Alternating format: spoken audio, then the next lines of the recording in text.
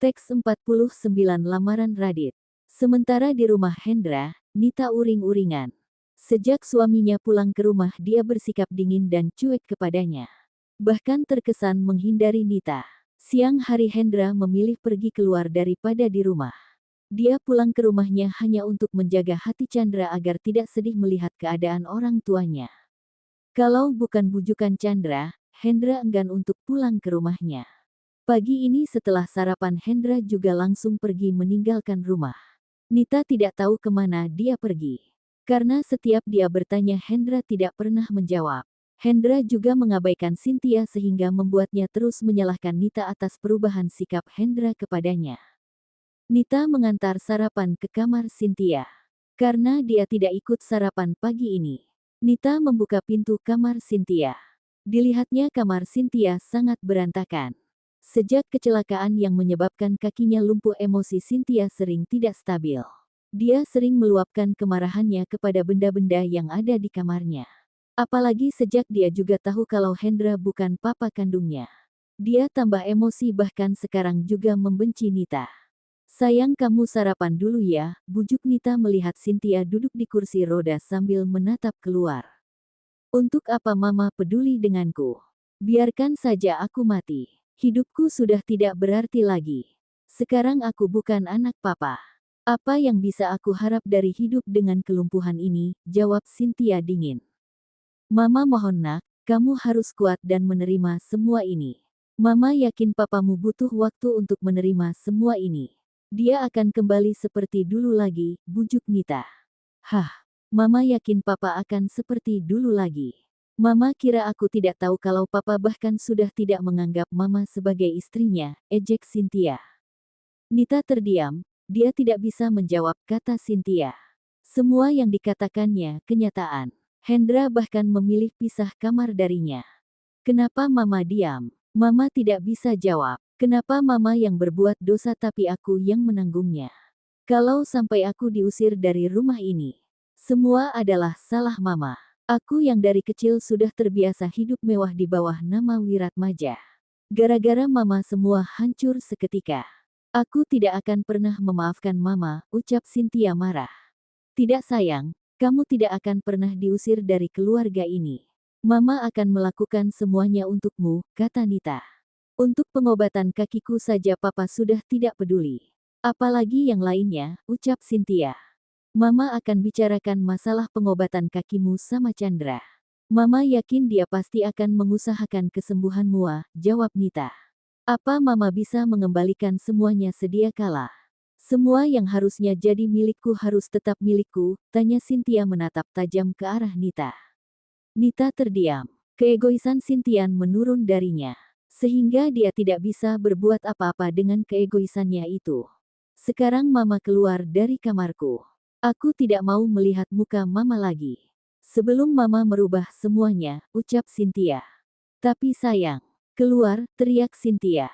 Dia mulai histeris. Nita segera meninggalkan kamar Cynthia dengan mata berkaca-kaca. Nita segera ke kamarnya. Dia merasa sangat marah dan melempar barang-barang yang ada di atas meja riasnya. Setelah Hendra mengabaikannya, sekarang Cynthia juga tidak mau bertemu dengannya. Semua gara-gara kamu anak Retno sialan. Andai kamu tidak datang ke dalam kehidupan kami, anakku sekarang pasti jadi putri satu-satunya di keluarga Wiratmaja. Kamu membuat kami semua menderita dan aku akan buat kamu juga menderita, ucap Nita marah. Kemudian dia menelpon seseorang. Halo, kamu harus bantu saya, ucap Nita tegas. Bantu apa? Bantu saya menyingkirkan anak sialan itu.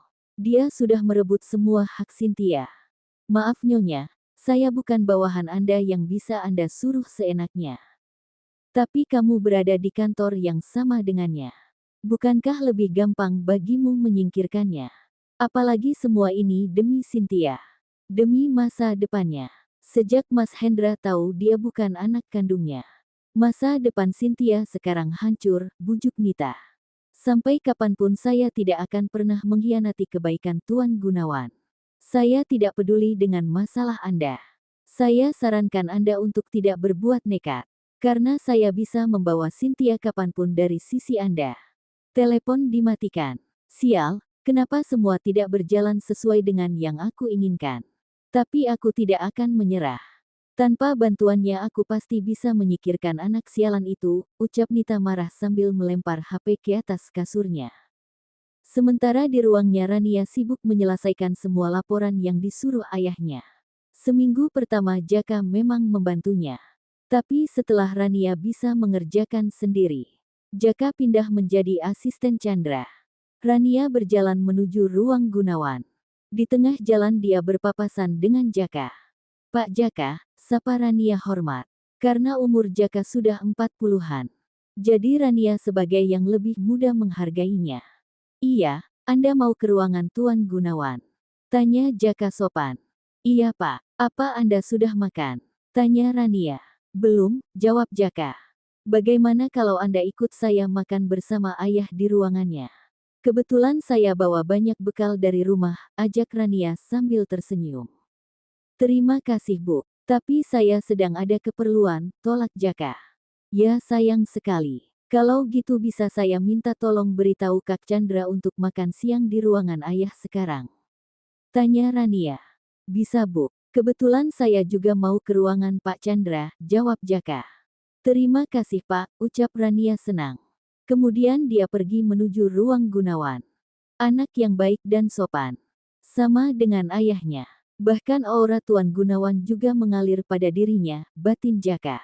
Setelah Rania pergi, dia pun meninggalkan tempat tersebut menuju ruang Chandra. Rania sampai di ruang ayahnya. Dilihatnya Gunawan juga lagi sibuk dengan pekerjaannya. Kita makan siang dulu ya, ajak Rania. Iya, apa kamu sudah beritahu Chandra? Tanya Gunawan memberhentikan pekerjaannya. Sudah, tadi mau ke sini ketemu Pak Jaka. Rania titip pesan sama dia. Rania juga ngajaknya sekalian tapi ditolak, jawab Rania.